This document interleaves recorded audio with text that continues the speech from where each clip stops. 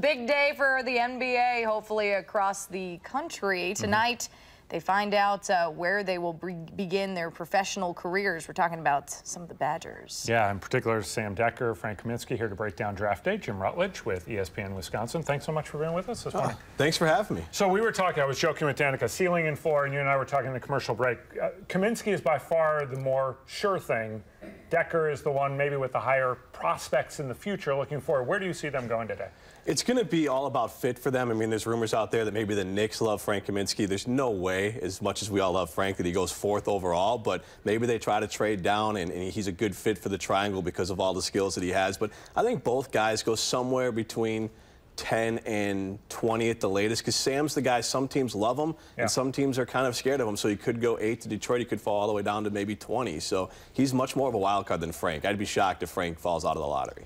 You think either of them will start the first year here, or are they kind of both going to develop in the future? Again, it's probably about fit. I mean, some teams, you know, some mock drafts have Frank going to Oklahoma City. Well, they have a lot of good players, so he just might not start just based on the team he's on. And Sam, you know, maybe Miami Heat, well, they have Luol Deng, so then he wouldn't be starting in front of a former All-Star. So some of it will be fit. I think it's best case scenario that they don't start, because that means they went to a good team and they can develop. There are going to be a lot of people seeing Wisconsin highlights on TV tonight. They saw it during the Final Four over the last couple of years. What does this mean, big picture, for the program?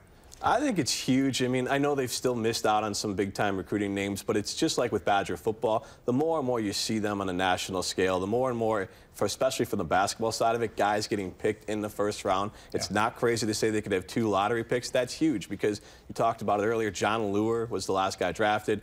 Devin Harris. I mean, there's just not Alondo Tucker. There's just not a lot of guys drafted. Some guys are playing in the NBA, but drafted in the lottery, drafted in the first round. It's rare for the Badgers. From Badgers to Bucks, they got a sweet-looking new look. What are we expecting for them today in the draft?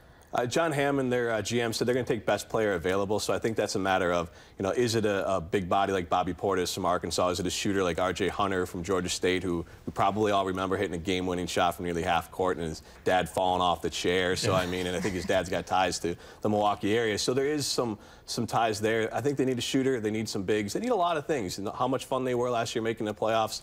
They still need offense. They still need probably some more big bodies and some more talent on the team overall. And a good thing for them, they get Jabari Parker back. I mean, the #2 pick in the draft last year, 20-point-per-game scorer. It was injured after, what, about 20 games last year? Yeah, I think he played 25 games, just getting his legs underneath him, starting to figure out how to play. He's going to be a scorer. He's probably a little bit limited defensively, but they need scoring. So they're kind of getting 2 first-round draft picks, 1 lottery pick this year coming up for the basketball season. So that'll add a lot to the excitement and help them grow in the Eastern Conference. One more Bucks-related question. So you said best available, but is there something that you really think is key for them to kind of get above that threshold this year and just get to that other level?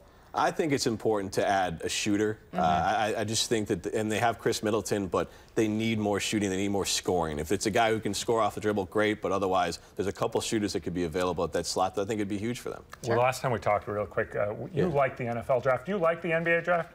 It's different. I do. I will watch it. I enjoy it, and I enjoyed it long before I worked in the industry. Growing up, I enjoyed it. So I like watching the highlights. I think a lot of people from the NCAA tournament, and it's really only 2 rounds, you know a lot of the names picked. Jim Rutledge, ESPN Wisconsin, thanks so much for being with us this morning. Thanks for having me. Appreciate it. Sure.